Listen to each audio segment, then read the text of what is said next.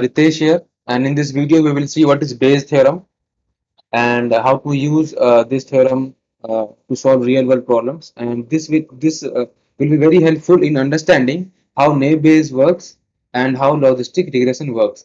So please focus here, and we will start with Bayes theorem. So what is Bayes theorem? Is Bayes theorem? Hmm. So Bayes theorem is used to describe the probability of an event E given some condition is already satisfied,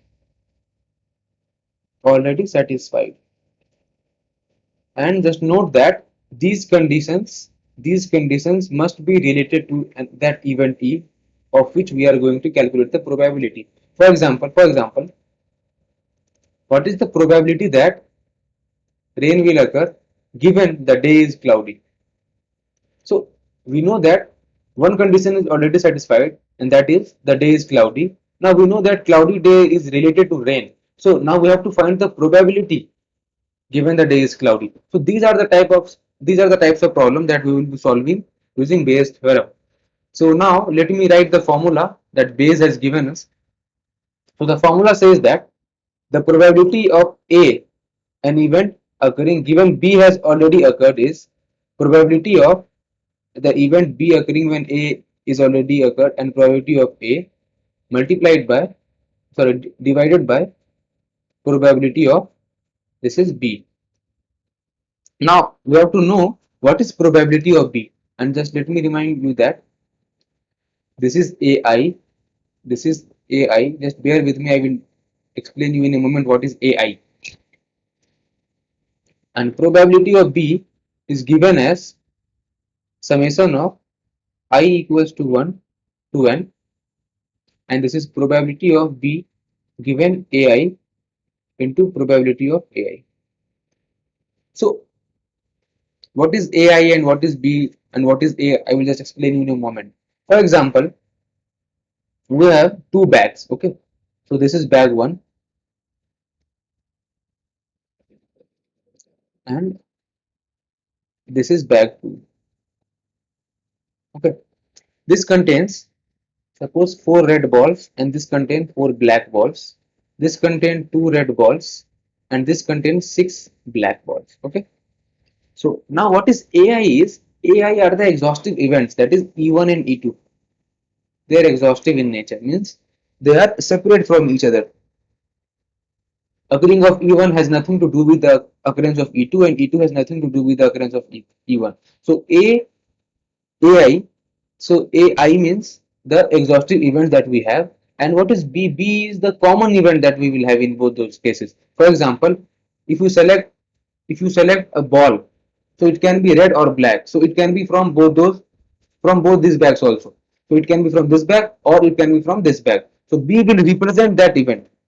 Now suppose what we have to do is, suppose someone selected a ball, and that ball that ball was red. Okay, the selected ball was red. Now we want to know that what is the probability that this this particular ball belongs to bag 2, and what is given, the ball is red, the ball is red.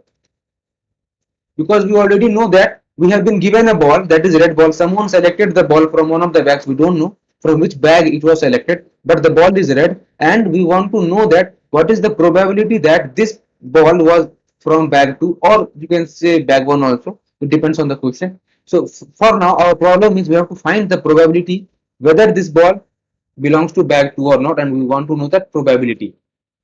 So according to Bayes, what is the problem is, we have to find, now see, this is event 1 and this is event 2. Okay, so we have to find what is the probability of event 2 given the ball is red. So this is R is symbol for red. So using this formula we can say that what is the probability that the selected ball will be red if we are only selecting from bag 2, and what is the probability that bag 2 will be selected. This is E2. Okay, and I will explain you, just bear with me. And first of all, we will use the formula here, and this is probability of E, that is EI, sorry, probability of R, that's my bad, this is probability of R. So first we have to see what is this probability of R, because we have seen what is the probability of B here in this formula. So now let me select other page and then we will explain here. Okay, so what we have seen till now is this is probability. So probability of red ball given we have already selected bag 2, and what is the probability that bag 2 will be selected, and then this is probability of R, that is red ball, selecting red ball. So probability of selecting red ball can be written as probability of selecting red ball given bag 1 has already been selected, and then probability of selecting the first bag plus probability that red ball is selected given we have already selected bag 2, and what is the probability that bag 2 will be selected. So this is the probability of selecting a red ball, simple. So we have to replace it here. So this is the numerator is probability of red ball getting selected from the bag 2, and this is the overall probability of red ball getting selected. So this is very intuitive. No, if we want to know what is the probability of that red ball is getting selected from bag 2, then we have here is the numerator is what is the probability of red ball getting selected from bag 2, and what is the total probability of red ball getting selected. So this can be written as now probability of R given E2, or bag 2 is already selected. Now this bag 2 has been selected. Now this whole thing will be here, probability of R. Now we want to calculate each of these terms. So what was our diagram was, this was bag 1, it contained 4 red and this contained 4 black balls, and this was our bag 2, this contained 2 red and 6 black balls. Okay, so this is bag 1 and this is bag 2.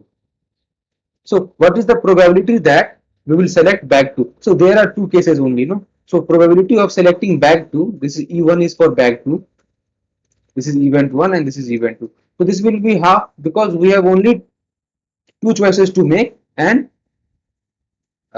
since this is uniform, so the probability of selecting bag 1 will be half and bag 2 will be also half.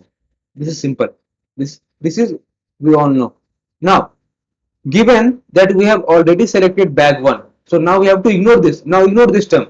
Suppose you have only one bag, this is that bag 1, then what is the probability that you will select the red ball given this bag?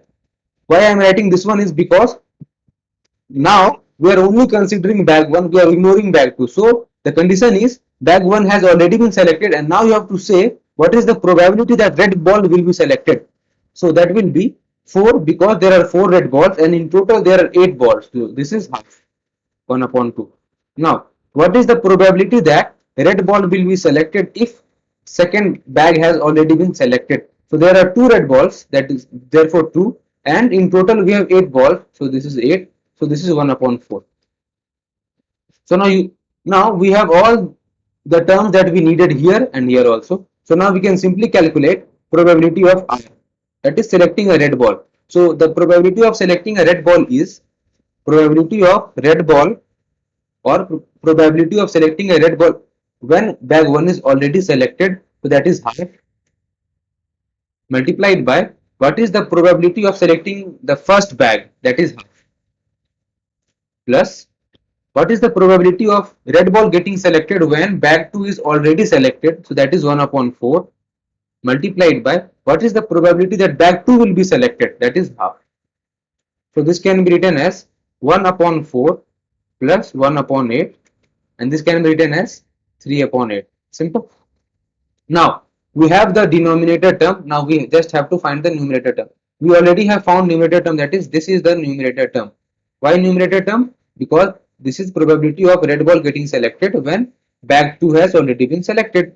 So we can write the numerator as 1 upon 4 plus, sorry, multiplied 1 upon 2 and divided by 3 upon 8. So this is 1 upon 8 and this is 3 upon 8. So this can be written as 1 upon 3. So the probability that if we have a red ball, if we selected a ball randomly and that was a red ball, then what is the probability that red ball was selected from this particular bag is 1 upon 3. Now let me just explain one small point that will make you very easier, that will make it very easier to correlate this particular example with the problems that we will solve in machine learning. For example, just see in machine learning generally we have the most uh, problems that we will be solving using naive Bayes or logistic regression will be classification problem, and that will be generally binary class. Sometimes we can do multi-class classification with logistic regression. That is another topic. But for now, we will have two class. This is class 1, and we will have one more class, that is class 2. Just with the previous one. In previous one, we had bag 1. Just relate that. I will also add that word. Bag 1 and bag 2. Earlier, what we were said was the ball is red. Sorry, we have to find which class or which bag it belonged if it was red. That was our problem. That was our problem in our previous case. But now in machine learning, what we will have will be, we will have to find which class given X. Now, what is X? X are the contents of this class and this class. In our previous example, what was the content of the bags? Bags contained balls. Bags were containing black and red balls. Now here we don't have balls, we have data points. We have data points here. Now each data point contains many values. That is a vector, so it can be x1, it can be x2, it can be x3, and so on. It can be xn, and the same with this particular bag. This will also contain x1 till xn. So you can read them as balls, but in total we have balls. So once we have a data point, or once we have an item x, we have to predict which class this x belongs to. So this is the same problem that we solved earlier. So this is how Bayes theorem will be used in formulating naive Bayes algorithm that we are using a lot in our machine learning. So where naive Bayes is used, see, naive Bayes is mainly used for text classification, mainly classification purpose, and that also for text. So I think I have made that point very clear, how this is related to naive Bayes, how we are using Bayes theorem. That's why the name is naive Bayes. This is naive Bayes. See, Bayes, I have told you why the name is Bayes, and I have not explained you why this word came naive. Why we will use naive in our naive Bayes algorithm. So when I will teach you what is naive Bayes and how to formulate that, then I will explain you why we are using that word naive.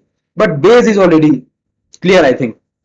We have to find which class this particular x belongs to, because at the test time we already have this x. No, we have the vectorization of the data point, and then we have to find which particular class this x belongs to. So that is simple naive Bayes. So how we can write this is, suppose we have to find what is this class belonging to. Suppose I want to know whether this y belongs to class 1 or not given x.